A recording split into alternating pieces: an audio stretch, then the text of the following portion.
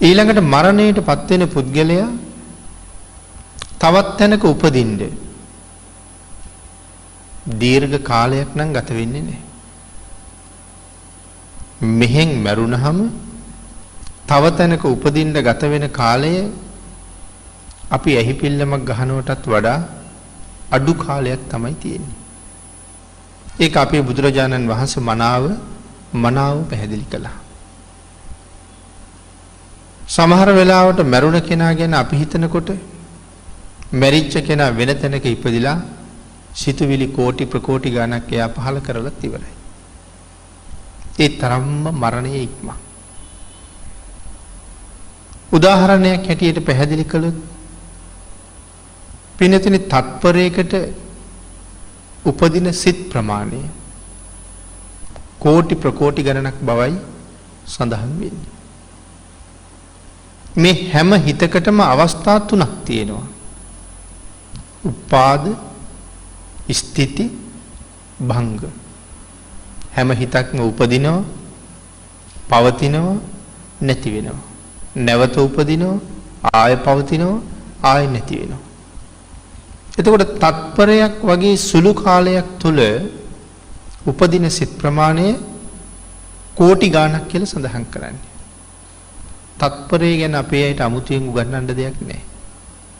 ඊටාම කෙටි කාල පරාසයක් බව හොඳටම දන්නවා. මේ කාලය තුල සිත් කෝටි ගණක් උපදිනවා. හැම හිතක්ම උපදිනවා, පවතිනවා, නැති වෙනවා කියන ආකාර තුනක් පෙන්වුම් කරනවා.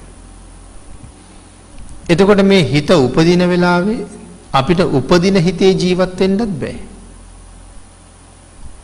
හිත නැති වෙන වෙලාවේ අපිට නැති වෙන හිතේ ජීවත් වෙන්නත් බෑ. එතකොට හැම වෙලාවෙම අපි මේ පවතින්නේ කොයි වෙලාවේද? පවතින කාල පරාසය තුල. ස්ථಿತಿ කියන කාල පරාසය තුල තමයි අපි හැමෝම මේ රැඳිලා ඉන්නේ. හිත නැති වෙන වෙලාවට ඒ නැති වෙන වෙලාවට අපිත් මැරුණා වගේ. ඒ වුණාට අපිට එහෙම වෙනසක් තේරෙන්නේ නැත්තේ ඇයි? ඒ තරම්ම වේගෙන් ඊළඟ හිත ඉපදිලා පවතින හින්දා. එතකොට මේ පවතින ටික මත අපි මෙහෙම ජීවත් වෙනවා. තත්පරයකට කෝටි ප්‍රකෝටි වාරයක් මේක සිද්ධ වෙන නිසා අපිට කිසිම වෙනසක් දැනෙන්නේ නැහැ. මේ නැති වෙන පැත්ත උපදිනවා, පවතිනවා, නැති වෙනවා. සමහරලාට ඒ නැති වෙනකොට ආයේ කවදාවත් මේකයි උපදින්නේ නැති වෙන්නම නැති වෙලාම යනවා. එදාට කියනවා මරුණා කියලා. ආයේ මේකයි උපදින්නේ නැහැ. නමුත් අර වේගෙන් උපදින සිත් පරම්පරාව ඒ හිතට මේ කය ඇතුලේ උපදින්න බැරි නම් ඊළඟට මොකක් වෙයිද? මෙතන උපදින්න බැරි නම් නැවත පංචස්කන්ධයක් හදාගෙන උපදිනවා. දැන් තේරෙනවද මරුණ කෙනෙක් මොනතරම් වේගෙන් උපදිනවද කියලා? තත්පරයකට සිත් කෝටි ප්‍රකෝටි ගණක් පහළ වෙනවා. ඒ පහළ වෙවි සිත් ප්‍රවාහයක් හැටියට එක දිගටම ගලාගෙන එනකොට මේ උපාදානස්කන්ධයේ උපදින්න හැකියාවක් නැත්තම් ඒත් එක්කම තව උපාදානස්කන්ධයක් හදාගෙන එතන උපදිනවා. ඒකයි මම කිව්වේ ඇහි පිල්ලමක් ගහන තරම් කාලයක්වත් නැවත තැනක උපදින්න ගත වෙන්නේ නැහැ. අපි තව විදිහකට කල්පනා කළොත් අපි හිතමු අපේ අතේ මදුරුවෙක් වහලා ඉන්නවා. ඊළඟට බොහෝ දෙනාගේ සාමාන්‍ය සිරිත තමයි මදුරුවාට පහර දෙන එක. අපි අත උස්සලා මදුරුවාගේ ඇඟ උඩට පාත් කරනකොට මේක එකපාරම වෙන ක්‍රියාවක් වුණාට අත පාත් වෙලා මදුරුවාගේ තටුවල, මදුරුවාගේ අඬුවල අපේ අත යන්තම් ගෑවෙන වෙලාවකුත් එනවා. ඊළඟට තව පාත් වෙලා මදුරුවා තෙරපෙනවා. හැබැයි මදුරුවා තාම ජීවත් වෙනවා. තව ටිකක් අතපාත් වෙනකොට මදුරුවා පුපුරනවා. තාමත් මදුරුවා ජීවත් වෙනවා. තවත් ටිකක් පාත් වෙනකොට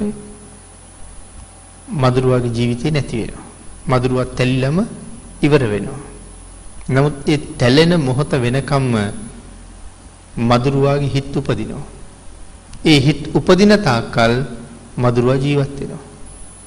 අපි විසින් මදුරුවා තලලා මදුරුවාගේ ශරීරය ඇතුලේ සිත් උපදින්න බැරි තත්වයට පත් කළාට පස්සේ ඒ උපදින සිත් පරම්පරාව වෙන තැනක ආයි කයක් හදාගෙන උපදිනවා. අපි හැමෝගෙම ජීවිතේ ඒ විදිහයි. ඒ හින්දා මේ මරණයට පත් වෙච්ච කෙනෙක් නැවත උපදින්න මෙච්චර කාලයක් ගත වෙනවා කියන එකක් නෑ. ඊටාම සුළු මොහොතක ඒක වෙනවා. මේ ජීවිතයේ තියෙන අන්තිම හිත ඒකට අපි කියන්නේ චුතිසිත කියලා. මේ ජීවිතයේ තියෙන අන්තිම හිතට කියන්නේ චුතිසිත. වෙන තැනක උපදින පළවෙනි හිතට කියන්නේ ප්‍රතිසන්දි චිත්තය කියලා. එහෙනම් මේ චුතියයි ප්‍රතිසන්දියයි අතර දිග කාලයක් නැති බවයි මෙතන සඳහන් කරලා තියෙන්නේ. ඊළඟට බුදුරජාණන් වහන්සේ පැහැදිලි කරනවා මරණයට වයසක් නැහැ කියලා. අහවල් වයසේ අය නම් මැරෙන්නේ නැහැ කියලා කාරණාවක් නැහැ. ඕනෑම වයසක ඕනෑම වෙලාවක ඕනෑම තැනක මේ මරණය කියන ධර්මතාවය සිද්ධ වෙන්න පුළුවන්. බොහොම ශක්තිමත්ව හිටපු අය බලාපොරොත්තු නොවිච්ච මොහොතකම මැරිලා. අපි කියනවා ගස්ගල් වගේ හිටපු අය කියලා. නමුත් අපි සියලු දෙනාටම පුදුමයක් ඉතුරු කරලා ඒ ජීවිතෙන් සමුගත් අවස්ථා ඕන තරම් අපි දැකලා තියෙනවා. හදිසියෙම නහරක් පුපුරන්න පුළුවන්. හදිසි හෘදයාබාධයක් ඇති වෙන්න පුළුවන්. එහෙම නැත්නම් විදුලි සැරක් වදින්න පුළුවන්. වැඩ කරන යන්ත්‍රයක් උඩ කීයතක් උඩ වැටිලා කැපිලා ජීවිතේ විනාශ වෙන්න පුළුවන්. අද උදේ වැඩට ගියහම මේ යන්ත්‍රයෙන් රැ වෙනකම්ම මම වැඩ කරලා ඉවර කරනවා කියලා තීරණයක් නැහැ. ඒ යන්ත්‍රයේ මතම වැටිලා ජීවිතේ ඉවර වෙන්න පුළුවන්. ඒ නිසා මේ අහවල් හේතුවෙන් නම් ජීවිතේ නැති වෙන්නේ නැහැ කියලා කතා කරන්න හේතුවක් ඇත්තෙම නැහැ. ඒ තරම්ම අනිත්‍ය ජීවිතයක් අරගෙන තමයි අපි සදාකාලික ජීවත් වෙන්න වගේ මේ ලෑස්ති වෙන්නේ. මුහුදු ගියපු දීවරයා ආපහු එයි කියලා අපිට කොහොමවත් කියන්න බෑ. පාසල් ගියපු දරුවා ගියපු විදිහටම ආපහු එනවා කියලා අපිට කොහොමවත් බලාපොරොත්තු වෙන්න පුළුවන් කමක් නැහැ. අපි ළඟ විශ්වාසයක් තියෙන වෙනවා කියලා. නමුත් සමහර ලාවට එහෙම එන්නේ නැති වෙන්න පුළුවන්. හරියට නිකන් දියමත ඇඳපු ඉරක් වගේ ජීවිතේ. ඇඳීගෙන යනකොට මැකීගෙන යනවා. තනපතක් අග තියෙන පිනි බින්දුවක් වගේ. කොයි වෙලාවෙ වැටිලා යයිද මොන වෙලාවෙ වේලිලා යයිද කියන තීරණයක් නැහැ. ජීවිතෙත් ඒ වාගේ. ඒ නිසා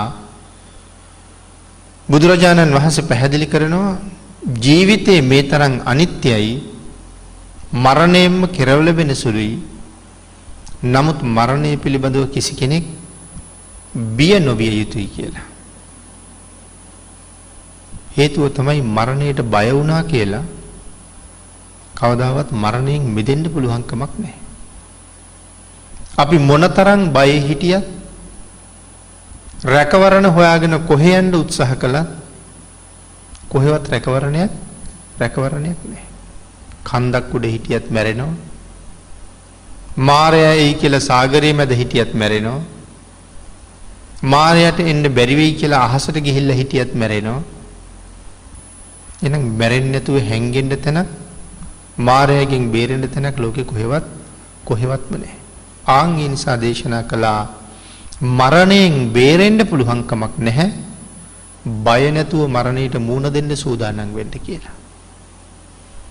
බය නැතුව මරණයට මුහුණ දෙන පුද්ගලයෙක් හදන්නයි මරණ සතිය වටින්නේ. නිරන්තරයෙන්ම මම මැරෙන කෙනෙක් කියන කාරණාව හොඳටම සිහිපත් කරලා ප්‍රගුණ කරලායි තියෙන්නේ. මැරෙන්න ඕනෑම වෙලාවක ලෑස්ති වෙච්ච කෙනෙක් එයා මනාව ප්‍රඥාවෙන් තේරුම් අරගෙන තියෙනවා මරණයෙන් ගැලවෙන්න බෑ. නමුත් අපායෙන් ගැලවෙන්න පුළුවන්කම තියෙනවා. දුගතියට යන්නේකින් ගැලවෙන්න පුළුවන්කමක් තියෙනවා. සුගතිගාමී ජීවිතයක් මීට වඩා සැපසහිත ජීවිතයක් ගොඩනගන්න පුළුවන්කම තියෙනවා. ඒ සඳහා බුදුරජාණන් වහන්සේ මඟ පෙන්වලා තියෙනවා පවෙන් වැළකීලා නිරන්තරයෙන් කුසල් මත පෝෂණය වෙන්න ඕනෑම වෙලාවක මරුණට කමක් නැහැ. නමුත් සතර අපාය ආදී දුගතියකට කවදාවත් මේ පුද්ගලයා යන්නේ නැති බව කරුණු කාරණා සහිතව භාග්‍යතුන් වහන්සේ පැහැදිලි කරනවා.